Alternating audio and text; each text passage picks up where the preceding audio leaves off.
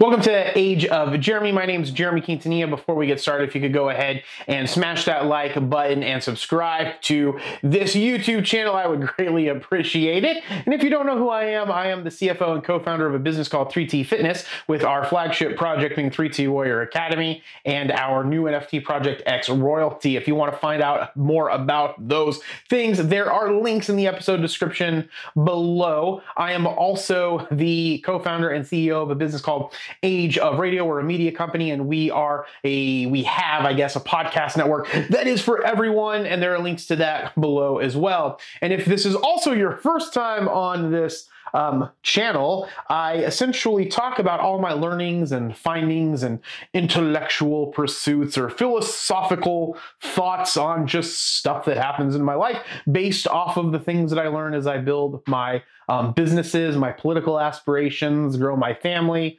everything of that nature. And I talk about it here on this YouTube channel. And I also have a podcast called Age of Jeremy that you can find wherever you get your podcast. But there are links, as you guessed it, in the episode description below. So without further ado, let's get into today's video. What I want to talk about is Middlemarch. I finally finished reading this amazingly long book, and when I say long book, I don't mean it in a bad way. It was just a big book, and it was I had a lot of stuff going on throughout the year, and it was very complicated for me to make time to sit and read this for long periods of time. And it is a pretty intense book once you get into it.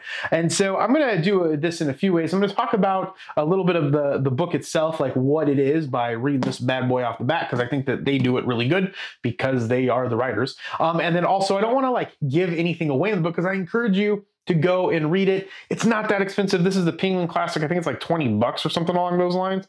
Yeah, $18 when I bought it. I don't know. You can probably find it on Amazon. Maybe it's less expensive. So I would recommend that you go and pick it up, because it is supposedly one of the greatest books of all time. And while I didn't think that when about like 400 or 500 pages into the book, but once we got past and she set the stage for this amazing thing that happens in the book, then I realized that, man, this might be the greatest book ever written. So I'm going to talk about what it's about. I'm going to talk about some themes in it. And then I'm going to talk about, I guess, some of the things that I thought that were really insightful to me that I kind of took away from it. And again, I finished reading this a while ago, so hopefully I remember everything. I have some notes taken down myself, but wanted to make sure that I got this video out because I am very focused on getting more content out on this YouTube channel as the Age of Jeremy brand grows. And so, that being said, George Eliot, also known as Mary Ann Evans. She is a woman. She went by the pen name George Eliot. George Eliot's most ambitious novel, and this is called Middlemarch again. George Eliot's most ambitious novel is a masterly evocation of diverse lives and changing fortunes in a provincial community. Peopling its landscape are Dorothea Brooke, a young idealist whose search for intellectual fulfillment leads her into a disastrous marriage to the pedantic scholar Casaubon, the charming but tactless Dr. Lydgate, whose pioneering medical methods combined with an imprudent marriage to the spendthrift beauty Rosamond threaten to undermine his career, and the religious hypocrite Bulstrode, hiding scandalous crimes from his past. That's when the story gets really good. As their stories entwine, George Eliot creates a rich, nuanced, and moving drama hailed by Virginia Woolf as one of the few English novels written for grown-up people. The edition of this uses the text from the second edition of 1874. In her introduction, Rosemary Ashton, biographer of George Eliot, which I would be interested in reading a biography of George Eliot, because what I have seen from Mary Ann Evans' life, it seems very interesting, and examines the novel as an imaginative embodiment of Eliot's humanist beliefs. And so I think I want to talk a little bit about the themes. And so for me, again, I wanted to get this video out because I was supposed to get this video out when I finished the book in November, and so of 2022, depending on when you're watching this. And so I think I want to talk a little bit about these themes here. And the imperfection of marriage is one of the biggest themes. This book evolves around these marriages of three different people technically, even though they don't mention that in that part. And so I think that when there's this underlining theme, especially about the obligation of marriage. And so like the imperfection of marriage is so important to this. And it's very, very interesting. And without giving away of too much what happens, essentially there's these marriages that take place, and all of these marriages are from love, right? It's that whole like, everybody in this town in Middlemarch, they wanted people to marry based off of necessity, based off of need, based off of how it brings families and businesses together. And then based off of how these individuals are, their parents or their caretakers or their wards, allow them to marry these people that they just absolutely love.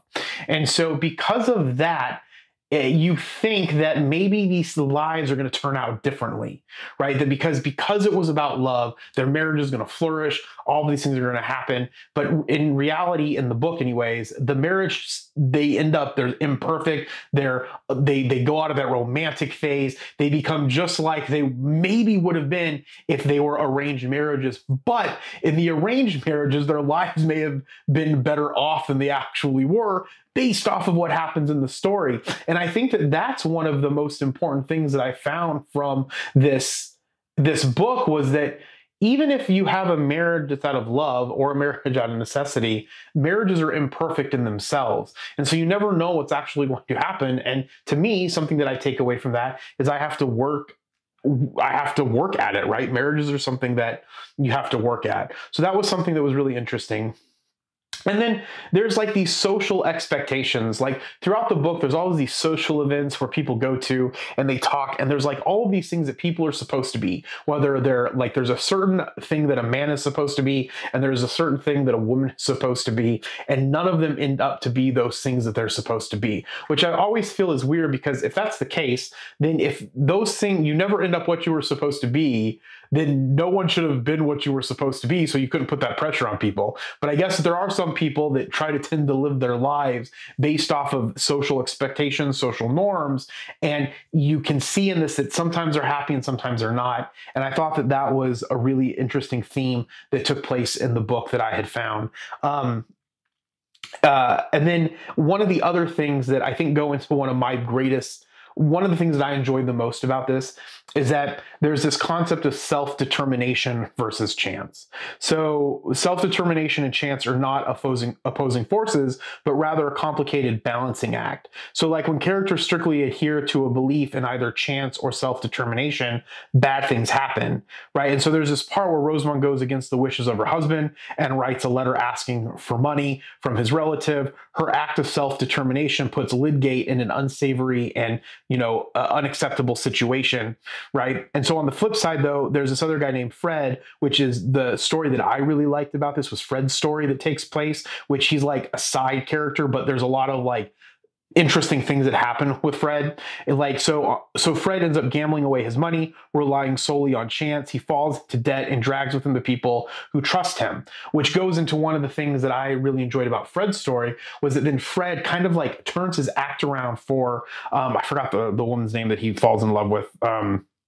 I want to say it's Kitty, but I don't think that that's the right name, so my apologies. But so Fred like changes his life around. He gets a good job. He like works very hard at it. He starts to become successful. So like chance took everything away from him, really. But then like he made the decision, because he loved this woman, that you can turn those things around. So there's this very interesting like look at like self-determination versus like chance, which is something that's very important to me, especially in the work that I do and the things that I talk to people and educate people on, is that there are these things where you can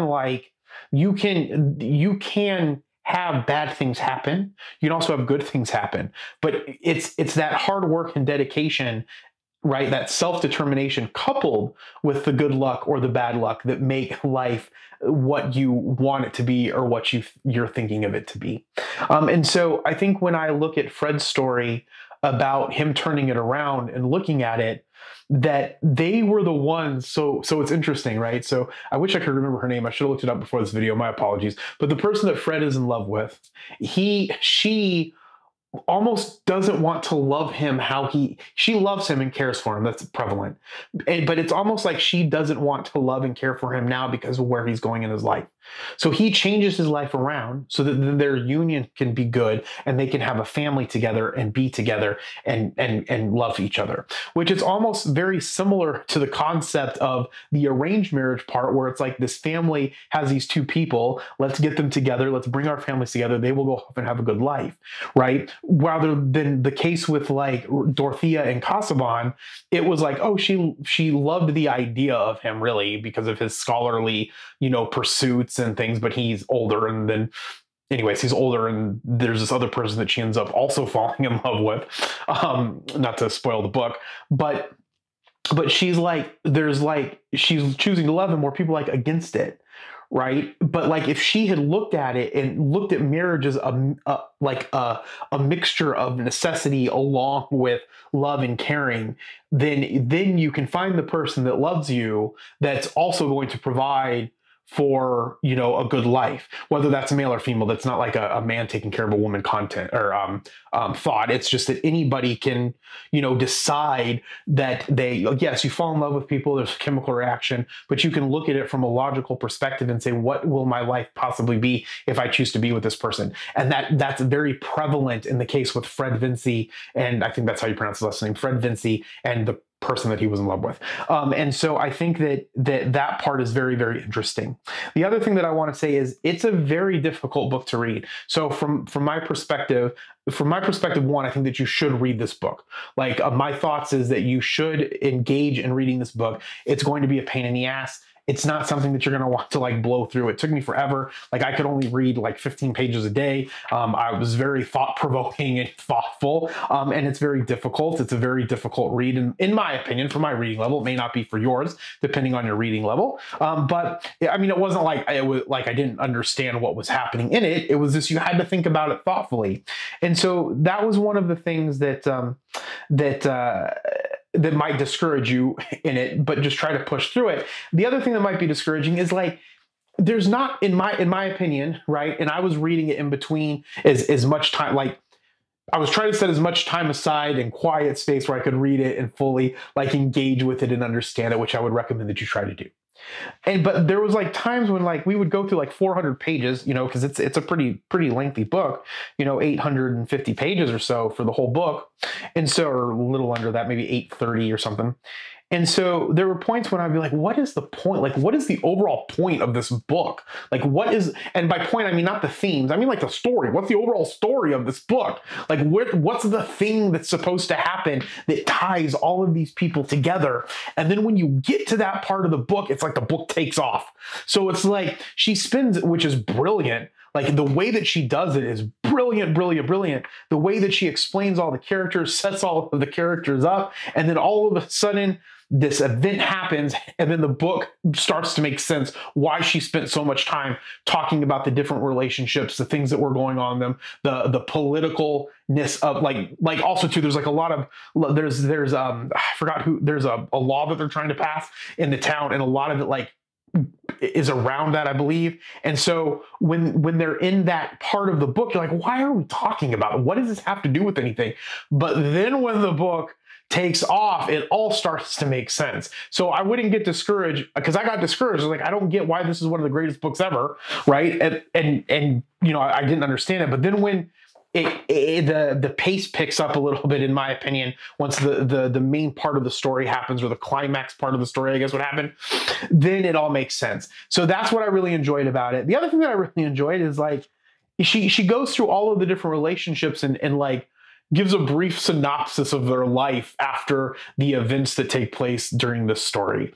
And so then you kind of look at it like, man, life, it like, I don't know, like things aren't always like, yeah, they seem to be like decent fairy tale endings, especially for Fred, in my opinion, and to some extent Lydgate and Rosamond, but like, and Dorothea, but like nothing was like that great afterwards. It was just like, life is just life.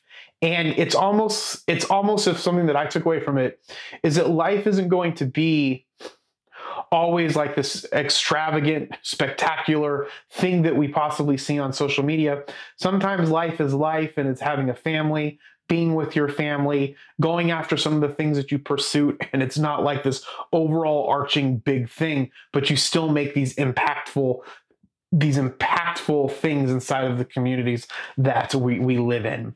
So I really recommend that you read George Eliot's Middlemarch. Again, I have the Penguin Classics, and again, make sure that you take some time to sit and fully read it. I probably at some point later in my life, maybe I'll try to go back and read it when I don't have so much stuff going on, so that I can take, more thoughtful notes, more thoughtful insights.